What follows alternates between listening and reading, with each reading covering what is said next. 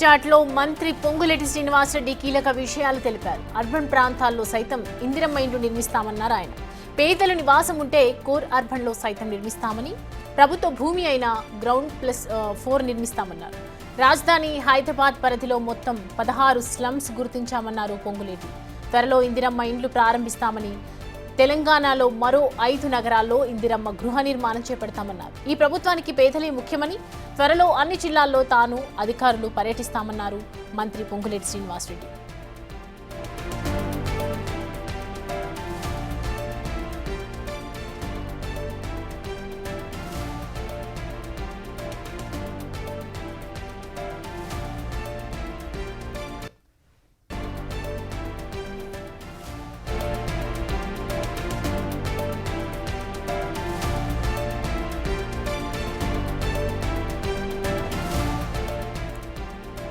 ఈ అంశానికి సంబంధించి పూర్తి డీటెయిల్స్ మా ప్రతినిధి వాసు అందిస్తారు.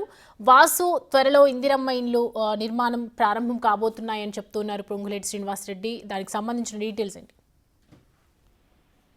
సౌమ్య, పొంగులేటి శ్రీనివాసరెడ్డి సచివాలయంలో కూడా ఆయన ఇందిరమ్మ ఇండ్లతో పాటు భూభారతి అంశాలతో పాటు మరి కొన్ని కీలక అంశాలపైన కూడా మీడియాతో చిట్చాట్ చేశారు. అయితే ప్రధానంగా ఇప్పటి వరకు ప్రతి నియోజకవర్గానికి 3500 గృహాలు ఇస్తున్న నేపథ్యంలో కూడా చాలా పారదర్శకంగా కూడా అర్హులకు ఇందిరమ్మ ఇల్లు దక్కేలా చర్యలు తీసుకుంటున్నాం. కాకపోతే అర్బన్ ఏరియాకి సంబంధించి హైదరాబాద్ లాంటి ఉన్నటువంటి ప్రాంతాల్లో కూడా ఏ విధంగా ఇందిరమ్మ ఇల్లు ఇవ్వాలంటే, ఇప్పుడు ఎవరైతే ప్రభుత్వ భూముల్లో పేదల నివాసం ఉంటున్నారో ఆ ప్రాంతాల్లో G+4 నిర్మించి అక్కడ ఉన్నటువంటి ఆ స్లమ్ ఏరియాకి సంబంధించి అర్బన్ కోర్ ఏరియాలో ఉన్నటువంటి, అంటే వాళ్ళకి ఏదో నగర శివారు ప్రాంతాల్లో కాకుండా నగరం నడిబొడ్డున ఎక్కడైతే పేదల బస్తీలు ఉన్నాయో అక్కడే ఇందిరమ్మ ఇండ్లు గృహప్రవేశానికి సంబంధించి కూడా అన్ని ఏర్పాటు చేస్తాం. త్వరలోనే అతి తొందరలోనే వాటికి ఖచ్చితంగా కూడా ఇనాగ్రేషన్ పథకాలు చేయబోతా ఉన్నాం. ఓన్లీ గ్రామాలలోనే కాదు, అర్బన్ ప్రాంతాల్లో నల్లగొండ, వరంగల్, కరీంనగర్ లాంటి నగరాలకు సంబంధించినటువంటి అర్బన్ ఏరియాలో ఎక్కడైతే పేదలు నివాసం ఉంటున్నారో ఆ కోర్ అర్బన్ ఏరియాలో కూడా ఖచ్చితంగా ప్రభుత్వ భూముల్లో G+4 అపార్ట్మెంట్ లెక్క కూడా ఇందిరమ్మ ఇండ్లను ఖచ్చితంగా కట్టి ఆ పేదలకు ఇవ్వబోతున్నామని కూడా చెప్తా ఉన్నారు.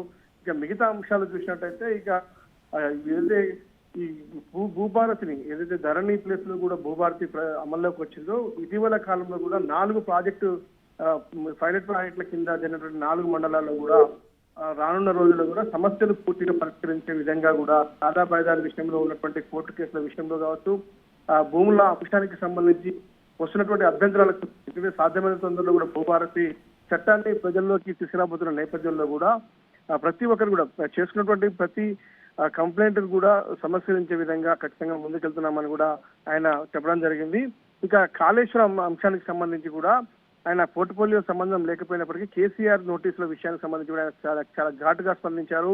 ఎందుకంటే అక్కడ అయినటువంటి L&T కంపెనీకి సంబంధించి ఖచ్చితంగా అక్కడ ప్రథమ ముద్దాయి అంటూ కూడా ఆయన ఘాటుగా స్పందించారు. కేసీఆర్ ఖచ్చితంగా విచారణకు ఆయన అది కమిషన్ విచారణ దశలో ఉంది కాబట్టి ఇప్పుడు ఏం మాట్లాడకూడదు, కాకపోతే కమిషన్ ఇచ్చినటువంటి నివేదిక ఆధారంగా ఖచ్చితంగా చర్యలు ఉంటాయి అన్న విషయాన్ని ఆయన లేవనెత్తి, ఇక గత ప్రభుత్వ హయాంలో బీఆర్ఎస్ ప్రభుత్వం చేసినటువంటి తప్పిదాలన్నీ ఒక్కటొక్కటిగా చేరుతా ఉన్నాయి, వాళ్ళ పాపాల పుట్ట మొత్తం కదులుతా ఉందన్న అంశాన్ని ఆయన స్పష్టం చేశారు. దాంట్లో కాళేశ్వరంతో పాటు అనేక భూముల అంశంతో పాటు అనేక అక్రమాలకు సంబంధించిన వ్యవహారాలు ఒక్కొక్కటిగా వెలుగు చూస్తా ఉన్నాయనే అంశాన్ని చెప్తాను.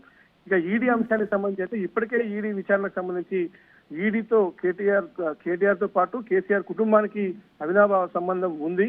కాకపోతే నా ఇంట్లో ఈడీ సోదాలకు సంబంధించి పదే కేటీఆర్ పెద్ద మిషన్స్ వెళ్ళాయి, పెద్ద కట్టలలో లెక్కలు పెట్టారంటున్నారు, కానీ నా ఇంటికే ఈడీ రాలేదు, కేవలం నా కూతురు నివాసానికి ఈడీ వెళ్ళిందన్న విషయాన్ని ఆయన స్పష్టం చేస్తున్నారు. మొత్తం మీద బీఆర్ఎస్ ప్రభుత్వం పైన కూడా ఒక రకంగా ఆయన నిప్పులు చెరిగారు.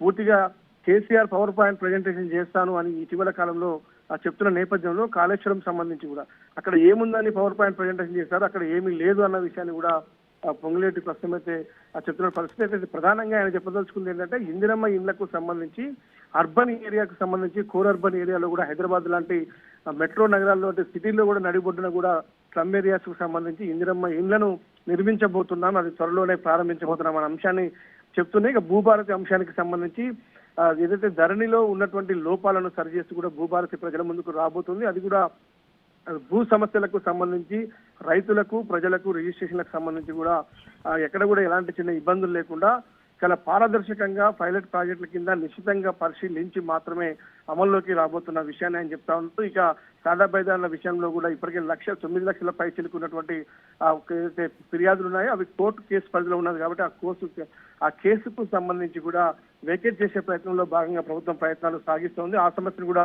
త్వరలోనే పరిష్కరిస్తామన్న విషయాన్ని చెప్తున్నారు. ఇందిరమ్మ ఇండ్ల విషయానికి సంబంధించి అనర్హులకు ఏ ఒక్కరికి కూడా రావడం కాదు, కేవలం ప్రభుత్వ అజెండా, పేదలు మాత్రమే మా అజెండా అంటా ఉన్నారు. ఎవరైతే ఇల్లు లేని ప్రతి ఒక్కరికి తెలంగాణ రాష్ట్రంలో ఇల్లు దక్కే విధంగా ఇందిరమ్మ ఇల్లు కట్టించే విధంగా నగరాలతో పాటు గ్రామాల్లో కూడా ప్రభుత్వం ముందుకెళ్తుంది అన్న అంశాన్ని మాత్రం ఆయన స్పష్టం చేస్తారు. అయితే వాసు అంటే గతంలో కూడా మనం చూసాం భూధరణికి సంబంధించి కూడా కొన్ని అలిగేషన్స్ ఉన్నాయి. ఇప్పుడు ఏదైతే అర్బన్ ఏరియాల్లో కూడా తీసుకుంటున్నారు కదా 16 గ్రామాలకు సంబంధించి స్లమ్స్ ఏరియాలని కూడా నోటీస్ చేసి దానికి సంబంధించి మనము ఇళ్లను అప్లై చేయడం జరుగుతుంది అని చెప్తున్నారు. సో ఎటువంటి ఇబ్బందులు కలగకుండా అనర్హులు ఎవరైతే అర్హులు ఉన్నారో ఎవరైతే లబ్ధిదారులు ఉన్నారో వాళ్ళకి సంబంధించి ఎలాంటి స్టెప్ తీసుకోబోతున్నారు?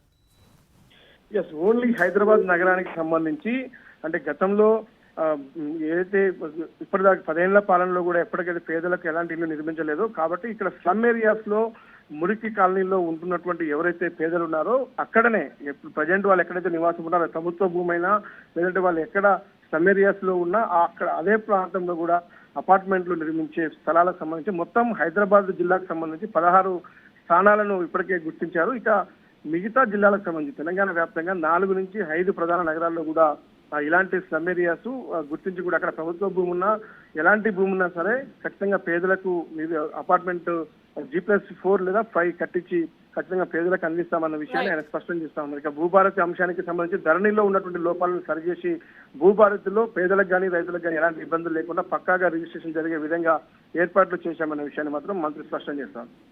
Right Vasu, thanks for the updates.